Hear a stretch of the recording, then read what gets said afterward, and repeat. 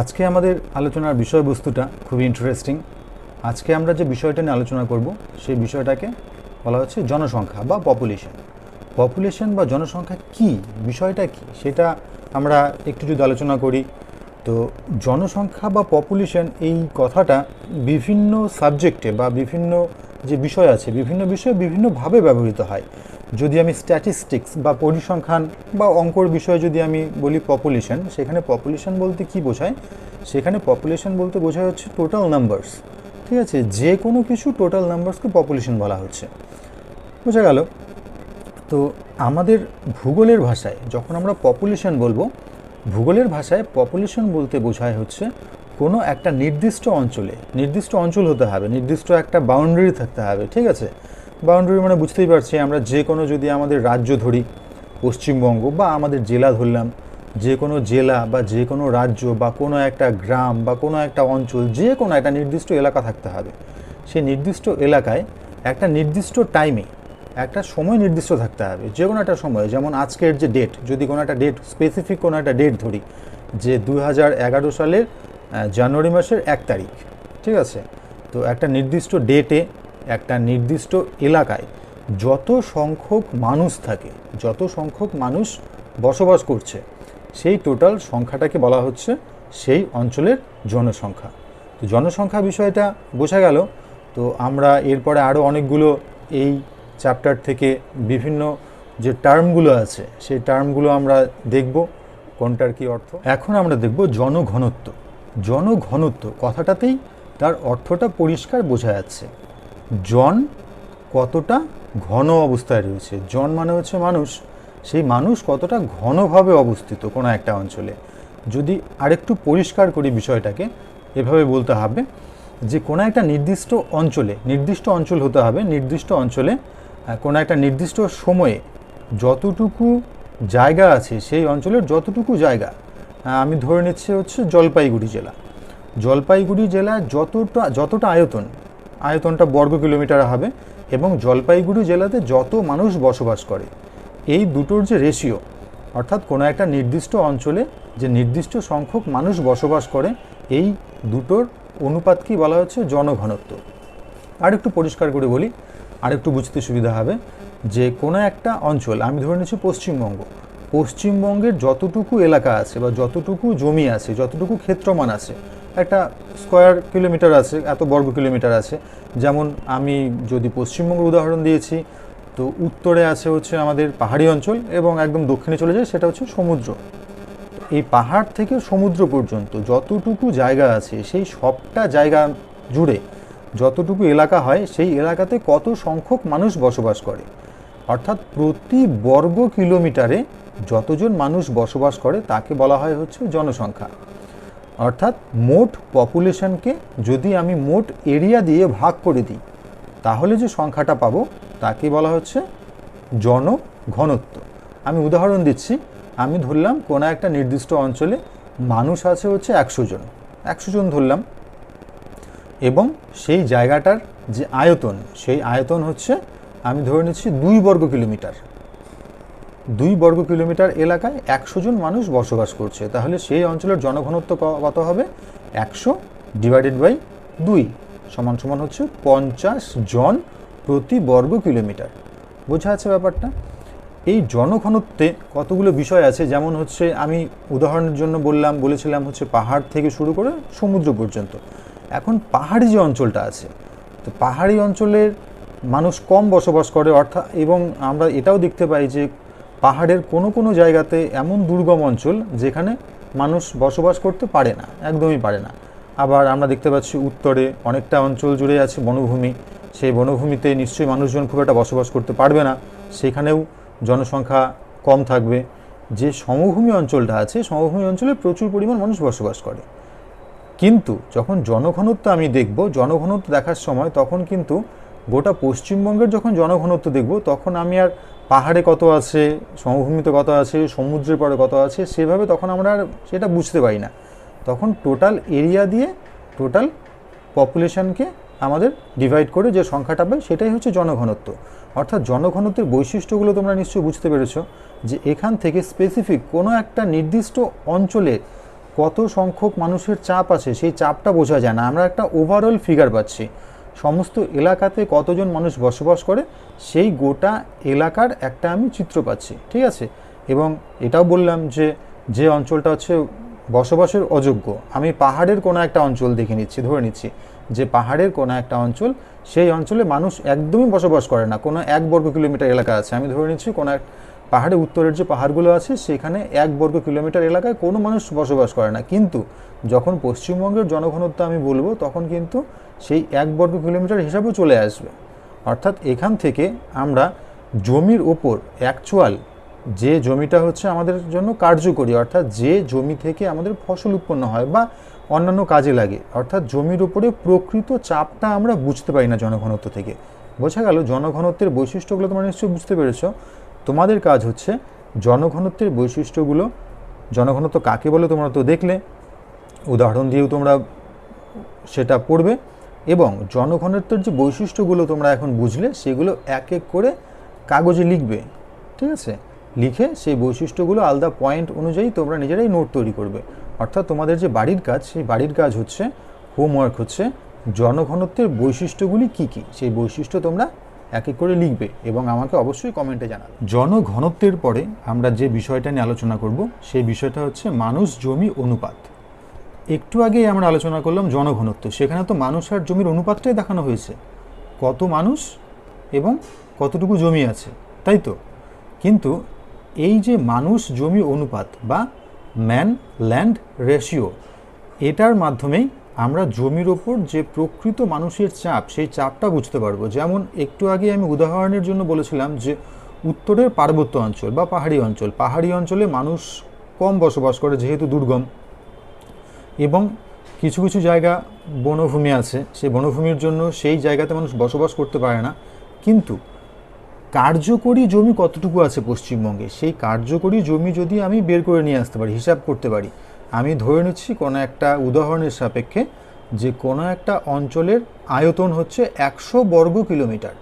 100 বর্গ কিলোমিটারের মধ্যে কি আছে, নদী আছে, আমি ধরে নিচ্ছি বনভূমি আছে, আমি ধরে নিচ্ছি সেখানে কোনো একটা অঞ্চল আছে মরুভূমির মতো আছে, সেখানে বৃষ্টি হয় না, কোনো একটা অঞ্চল আছে পাহাড়ি অঞ্চল, ঠিক আছে। তো এই যে জায়গাগুলো, এই জায়গাগুলো ব্যবহার না হওয়ার জন্য সেই জায়গাগুলোকে যদি বাদ দিই, আমি ধরে নিচ্ছি 100 বর্গ কিলোমিটার থেকে আমি 20 বর্গ কিলোমিটার বাদ দিয়ে দিলাম, তো রইল কত, 80 বর্গ কিলোমিটার।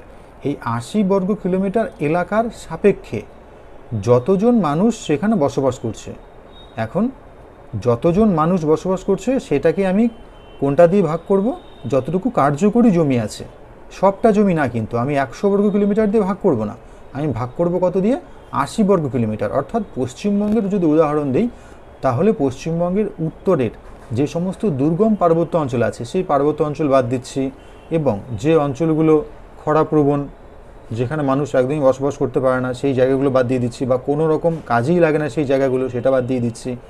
এবং পশ্চিমবঙ্গের যে আমি ধরে নিচ্ছি বনভূমি অঞ্চল, কোনো দুর্গম অঞ্চল আছে যে জায়গাগুলো কোনো রকমভাবে কাজে লাগানো যাচ্ছে না সেই জায়গাগুলো বাদ দিয়ে দিচ্ছি। সেই বাদ দেওয়ার পরে যতটুকু জায়গা আমরা বা মানুষ ব্যবহার করতে পারে সেই জায়গার অনুপাত বা সেই জায়গার যে মোট আয়তন, সেই আয়তনের সাপেক্ষে মানুষের যে সংখ্যা বা যে সংখ্যা, সেই মানুষের সংখ্যার সঙ্গে সেই কার্যকরী জমির যে অনুপাত, সেই অনুপাতকে বলা হচ্ছে মানুষ জমি অনুপাত। নিশ্চয়ই বোঝা গেছে। তাহলে মানুষ জমি অনুপাতের মধ্যে যে বৈশিষ্ট্যগুলো আমরা আলোচনা করব সেই বৈশিষ্ট্যগুলো কি হতে পারে।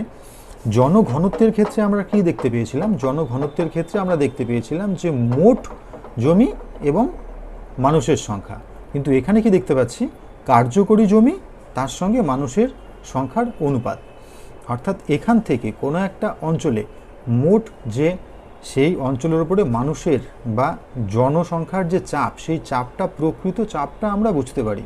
আর একটু ক্লিয়ার করে দিচ্ছি উদাহরণ দিয়ে, আমি ধরে নিচ্ছি দুটো জায়গা, একটা জায়গার নাম হচ্ছে এ, একটা জায়গার নাম হচ্ছে বি। এ যে অঞ্চলটা আছে সেই অঞ্চলটার মোট এরিয়া হচ্ছে 100 বর্গ কিলোমিটার, এবং বি যে জায়গাটা সেই জায়গারও এরিয়া হচ্ছে 100 বর্গ কিলোমিটার, ঠিক আছে। এখন দুটোই 100 বর্গ কিলোমিটার, কিন্তু এ নামে যে জায়গাটি আছে সেই জায়গাটা সবটাই মানুষ ব্যবহার করতে পারে। তাহলে সেখানে কার্যকরী জমির অনুপাত কত, 100 বর্গ কিলোমিটার, কিন্তু বি যে জায়গাটা আছে সেই জায়গাটা 20% বা 20 বর্গ কিলোমিটার মানুষ কোনোরকম কাজে লাগাতে পারে না, দুর্গম অঞ্চল। তাহলে সেখানে কার্যকরী জমির পরিমাণ কত আছে? সেখানে হচ্ছে 80 বর্গ কিলোমিটার। আমি ধরে নিচ্ছি দুটো জায়গাতেই মানুষের সংখ্যা হচ্ছে 10,000, ঠিক আছে? তো একটা জায়গায় দেখলাম যে 100 বর্গ কিলোমিটার এলাকায় 10,000 জন আছে, বা 10,000 জনের ভরণ পোষণের জন্য যে ধরনের সম্পদ আমার প্রয়োজন সেই সম্পদটা পাচ্ছে হচ্ছে 100 বর্গ কিলোমিটার এলাকার থেকে। আরেকটা জায়গায় দেখছি সেখানেও জনসংখ্যা হচ্ছে 10,000, সেখানেও দেখতে পাচ্ছি কি সেখানে এই 10,000 জনের ভরণ পোষণের জন্য বা বাঁচার জন্য যে সম্পদটা পাচ্ছে কোথা থেকে? 80 বর্গ কিলোমিটার এলাকা থেকে। তো কোন যে জায়গাটা ছিল সেই জায়গাটা উপর মানুষের বা জনসংখ্যার চাপ তুলনামূলকভাবে কম বি এর তুলনায়, কারণ বির এরিয়া হচ্ছে 80 বর্গ কিলোমিটার, সেইখানে মানুষ বসবাস করছে কত? 10,000। একই রকমভাবে এর এরিয়া কত? এর এরিয়া দেখতে পাচ্ছি হচ্ছে আমি 100 বর্গ কিলোমিটার, কিন্তু সেখানেও মানুষ বসবাস করছে কত? 10,000 জন। পরিষ্কার বোঝা গেল, উদাহরণের মাধ্যমে বোঝা গেল এখন। অর্থাৎ জনসংখ্যা টোটাল এরিয়ার উপরে কতটুকু চাপ সৃষ্টি করছে সেটাই হচ্ছে জনসংখ্যার চাপ কোনো একটা এলাকাতে বা কোনো একটা অঞ্চলে, ঠিক আছে? তো দেখতে পাচ্ছি জনঘনত্ব কী জিনিস আর মানুষ জমির অনুপাত কী জিনিস, দুটো নিশ্চয়ই উদাহরণ দিয়ে তোমরা বুঝতে পেরেছো। অর্থাৎ এখন তোমাদের বাড়ির কাজ হচ্ছে মানুষ জমি যে অনুপাত, মানুষ জমি অনুপাতের যে সম্পর্ক, সেই সম্পর্কটা তোমরা নিশ্চয়ই বুঝতে পেরেছো। তার যে বৈশিষ্ট্যগুলো আছে বৈশিষ্ট্যগুলো তোমরা এক এক করে একই রকমভাবে আগের মতো এটাও তোমরা বৈশিষ্ট্যগুলো নিজেরাই বের করবে, ঠিক আছে? আজকের ক্লাসটা নিশ্চয়ই একটু ইন্টারেস্টিং, বোঝাই যাচ্ছে। আচ্ছা, প্রত্যেকটা এই যে চ্যাপ্টারটা আছে এই চ্যাপ্টারে অনেকগুলো ছোট ছোট টার্ম আছে। তো এই টার্মগুলোকে আমাদের ভালো করে বুঝতে হবে, আমাদের ভালো করে পড়তে হবে। যদি কোথাও বুঝতে অসুবিধা হয় তোমরা নিশ্চয়ই কমেন্টে লিখবে যে কোন জায়গাগুলোতে বুঝতে অসুবিধা হচ্ছে, সেগুলো তোমাদের আমি বোঝানোর চেষ্টা করব, ঠিক আছে? তো এখন আমরা যে বিষয়টা বা যে পয়েন্টটা নিয়ে আলোচনা করব সেই পয়েন্টটা হচ্ছে সেন্সাস বা আদমশুমারি। আদম মানে হচ্ছে মানুষ বা জন, শুমারি মানে হচ্ছে গণনা করা। কোনো একটা নির্দিষ্ট অঞ্চল, সে ভারতবর্ষ, আমি ভারতবর্ষ উদাহরণ দিয়ে বলছি। ভারতবর্ষে প্রতি 10 বছর অন্তর অন্তর মানুষ গোনা হয়, মানুষ গণনার কাজ করা হয়। এই মানুষ গণনার কাজকেই বলা হচ্ছে আদমশুমারি বা সেন্সাস। তোমরা নিশ্চয়ই সেন্সাস শব্দটার সঙ্গে তোমরা পরিচিত। সেন্সাস কী জিনিস তোমরা আগেই জানো বা অনেকেই জেনেছো। তো সেন্সাস বিষয়টা হচ্ছে কোনো একটা নির্দিষ্ট অঞ্চলে মোট কতজন মানুষ বসবাস করে সেই মানুষের সংখ্যাটাকে বলা হচ্ছে আদমশুমারি। মানুষের সংখ্যাটাকে না, এই মানুষ গোনার কাজের ফলে যে তথ্যগুলো চলে আসছে সেই তথ্যটা হচ্ছে আদমশুমারি বা সেন্সাস রিপোর্ট। এখন এখান থেকে কি কি তথ্য পাওয়া যায়? এখান থেকে যে তথ্যগুলো পাওয়া যায় সেই নির্দিষ্ট অঞ্চলে কত সংখ্যক মানুষ বসবাস করে, টোটাল নাম্বার, সেই টোটাল নাম্বারের মধ্যে মেল কত, ফিমেল কত সেটা আমরা দেখতে পাচ্ছি। সেখানে 0 থেকে 5 বছর পর্যন্ত বয়সী ছেলে বা মেয়ের ভাগটা দেখতে পাচ্ছি। তারপরে বিভিন্ন এজ অনুযায়ী এই ডিভাইডগুলো আমরা করতে পারছি, ঠিক আছে? 60 বছরের মধ্যে কত আছে, 60 বছরের পরে 60 থেকে 70 বছর বা 60 বছরের বেশি অর্থাৎ প্রবীণ নাগরিকের সংখ্যা কত, 18 বছরের কম তার সংখ্যা কত, এই সংখ্যাগুলো আমরা পাচ্ছি। এবং সেই অঞ্চলে আমাদের যে কাস্ট আছে, সেই কোন এলাকাতে কোন কাস্ট বেশি আছে সেটা আমরা জানতে পারি।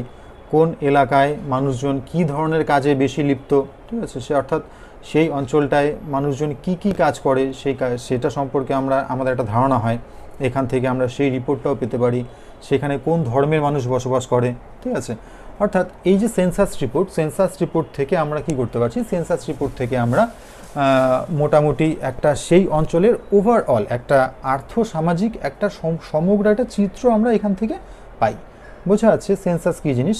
তো সেন্সাস প্রতি 10 বছর অন্তর অন্তর হয়। এর আগের সেন্সাস হয়েছিল হচ্ছে 2011 সালে।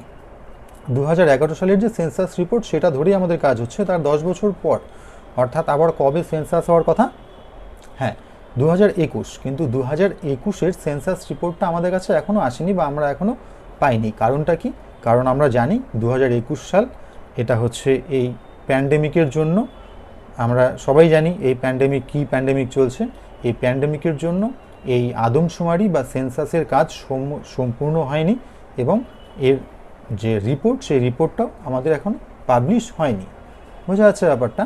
তো যখন আবার পরিস্থিতি স্বাভাবিক হবে তখন হয়তো এই আদমশুমারি রিপোর্টটা বা এই সেন্সাস রিপোর্টটা আমরা জানতে পারবো, বুঝতে পারবো যে আমাদের এখন এই 10 বছর পরে লোক সংখ্যা কত বৃদ্ধি পেয়েছে, ঠিক আছে, শিক্ষার হার কত, কত মানুষ শিক্ষিত, কত মানুষ এখনও অশিক্ষিত আছে, কত শতাংশ মানুষ মাধ্যমিক পাস করেছে, কত শতাংশ উচ্চ শিক্ষিত। এই বিষয়গুলো আমরা এখান থেকে সমগ্র বিষয়টা আমাদের সমগ্র অঞ্চলের, সেই অঞ্চলটা অর্থাৎ ভারতবর্ষের বা কোনো একটা নির্দিষ্ট অঞ্চলের যে সামগ্রিক চিত্র, সেই চিত্রটা এই সেন্সাসের মাধ্যমেই প্রকাশ পায়।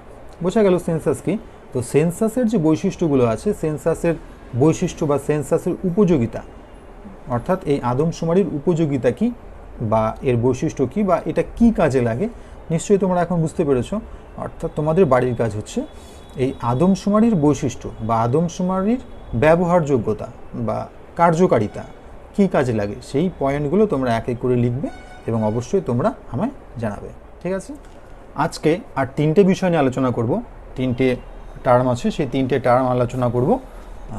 বাকিটা আমরা বাকি ক্লাসটা, এই চ্যাপ্টারটা একটু বড়, তো সবটা আমাদের একটা ক্লাসে সম্ভব হবে না, আমরা অল্প অল্প করে পড়ব যেন তোমাদের বুঝতে কোনোভাবে অসুবিধে না হয়।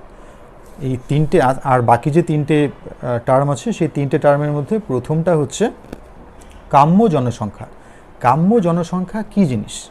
কাম্য জনসংখ্যা হচ্ছে কোনো একটা নির্দিষ্ট অঞ্চল যদি আমি ধরি, কোনো একটা নির্দিষ্ট অঞ্চলে যতটুকু পরিমাণ প্রাকৃতিক সম্পদ আছে, সেই প্রাকৃতিক সম্পদটাকে সুষ্ঠুভাবে ব্যবহার করার জন্য যত সংখ্যক মানুষের প্রয়োজন, ঠিক তত সংখ্যক মানুষই যদি থাকে, তখন তাকে বলবো হচ্ছে আমরা কাম্য জনসংখ্যা।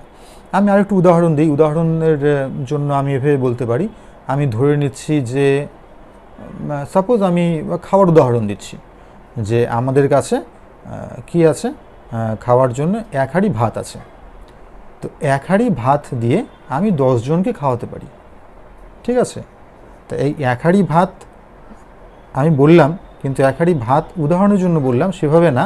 বিষয়টা হচ্ছে কোনো একটা নির্দিষ্ট অঞ্চল, সেই নির্দিষ্ট অঞ্চলে যত পরিমাণ সম্পদ আছে, যে সম্পদের উপর ভিত্তি করে মানুষ বাঁচে, সেই অঞ্চলের সেই নির্দিষ্ট পরিমাণ সম্পদটাকে সুষ্ঠুভাবে ব্যবহার করার জন্য যতজন মানুষের থাকার দরকার, ঠিক তত সংখ্যক মানুষই যদি থাকে, তখন তাকে বলা হচ্ছে কাম্য জনসংখ্যা।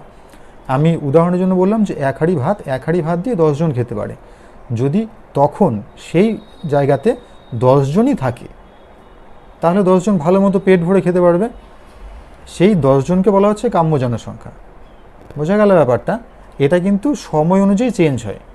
এখন আমি ধরে নিচ্ছি যে সেই নির্দিষ্ট সময়ে, আমি ধরে নিচ্ছি দুপুর 12টার সময় খাওয়ার কথা ছিল। দুপুর 12টার সময় আমার কাছে 1 হাঁড়ি ভাত আছে, তখন আমার এখানে 10 জন আছে, 10 জন খেতে পারবে।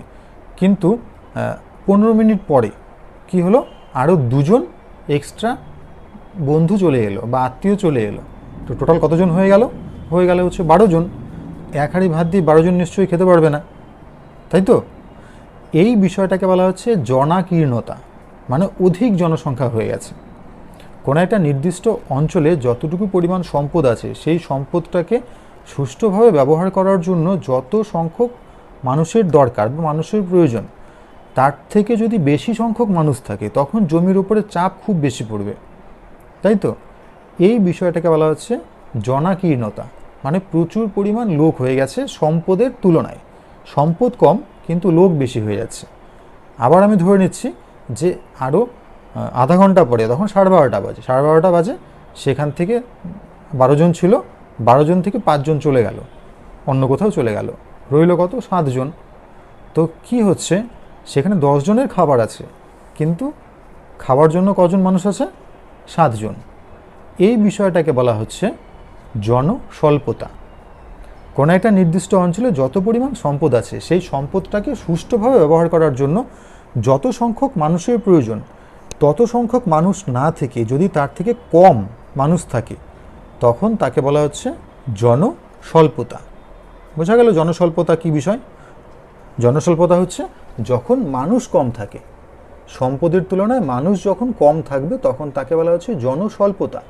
যখন সম্পদের তুলনায় মানুষ বেশি থাকবে তখন তাকে বলা হচ্ছে জনাকীর্ণতা।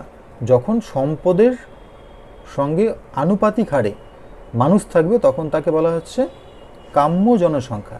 এই কাম্য জনসংখ্যা বা জনস্বল্পতা বা জনাকীর্ণতা এই বিষয়গুলো কিন্তু একটা আপেক্ষিক, একটা নির্দিষ্ট সময়ের উপর নির্ভর করে। সময় পরিবর্তনের মাধ্যমে সময় পরিবর্তন হলে এই সংখ্যারও পরিবর্তন হয় বা এই বিষয়টাও পরিবর্তিত হয়ে যায়। সম্পদের পরিমাণ বাড়তে পারে, ঠিক আছে। সম্পদের পরিমাণ কীভাবে বাড়বে? এখন বলতে পারো যে স্যার যেমন কোনো একটা নির্দিষ্ট অঞ্চলে আছে হচ্ছে 100 বিঘা জমি, 100 বিঘা জমি তো বেড়ে যাবে না, 110 বিঘা জমি হয়ে যাবে না। কিন্তু না, 110 বিঘা হবে না, কিন্তু সম্পদের ব্যবহারযোগ্যতা বাড়তে পারে। 100 বিঘা জমিতে আমি ধরে নিচ্ছি 100 কুইন্টাল ধান হয়, পরবর্তীকালে উচ্চ ফলনশীল যদি ধান চলে আসে, ধান বীজ চলে আসে, তখন 100 বিঘা জমিতে 100 কুইন্টাল না হয়ে 150 কুইন্টাল ধান হচ্ছে। তার মানে কি হচ্ছে? সম্পদের ব্যবহারযোগ্যতা বাড়লো। তো যেখানে জনাকীর্ণতা ছিল সেটা কাম্য জনসংখ্যা হয়ে যেতে পারে। আবার কোনো একটা অঞ্চল 100 বিঘা জমি আছে, ভূমিকম্প বা কোনো একটা প্রাকৃতিক দুর্যোগের জন্য আমি ধরে নিচ্ছি 50 বিঘা জমি নষ্ট হয়ে গেল, তাহলে রইল কত? 50 বিঘা। তো কোনো একটা অঞ্চল ছিল হচ্ছে কাম্য জনসংখ্যা, সেখান থেকে আমি সম্পদ কমে গেল, তখন সেটা কি হয়ে যাবে? তখন জনাকীর্ণতা হয়ে যাবে। এগুলো হচ্ছে ডাইনামিক বা গতিশীল। এই জনাকীর্ণতা বা জনস্বল্পতা বা কাম্য জনসংখ্যা এগুলো হচ্ছে গতিশীল, সবসময় পরিবর্তিত হতে থাকে। কিন্তু বিষয়টা নিশ্চয়ই বোঝা গেল, প্রত্যেকটারই জনাকীর্ণতা কাকে বলে বা জনস্বল্পতা কাকে বলে, বা আমি বা প্রশ্ন আসতে পারে যে কাম্য জনসংখ্যা কাকে বলে, এদের বৈশিষ্ট্যগুলো সম্পর্কে আলোচনা করো। তোমাদের বাড়ির কাজ হচ্ছে এই প্রত্যেকটারই বৈশিষ্ট্য আলাদা করে তোমরা যা বুঝলে তার উপরে ভিত্তি করে আগে বৈশিষ্ট্যগুলো তোমরা খাতায় লিখবে, যে পড়ে কি বুঝতে পারলে বা আজকের এই ক্লাসটার থেকে তোমরা কি বুঝতে পারলে। যা বুঝবে সেটা তোমরা আগে পরপর পয়েন্ট করে খাতায় লিখবে। লেখার পরে তোমরা রেফারেন্সের জন্য তোমাদের কাছে যে বই আছে সেই বই দেখবে, সেই বইয়ের সঙ্গে তোমরা তোমাদের যে চিন্তাভাবনা সেই চিন্তাভাবনাটা ঠিক কিনা তখন বইয়ের সঙ্গে তোমরা চেক করবে, চেক করে দেখবে ঠিক আছে কিনা। যদি ঠিক থাকে খুব ভালো কথা, যদি মনে হয় যে না কোনো পয়েন্ট মিস হয়ে গেছে তখন সেই বইয়ের রেফারেন্স নিয়ে তোমরা সেই পয়েন্টগুলো বাড়াবে, ঠিক আছে। তো এই কাজগুলো করতে হবে। যদি এভাবে তোমরা প্র্যাকটিস করো তাহলে কি হবে? এই বিষয়টা সম্পূর্ণ মাথায় ঢুকে যাবে, তোমাদের আলাদা করে মুখস্থ করতে হবে না কোনো একটা বিষয়, ঠিক আছে। তো বাকি বিষয়টা আমরা পরের ক্লাসে আলোচনা করব, ঠিক আছে। তো ভালো থেকো, সাবধানে থেকো।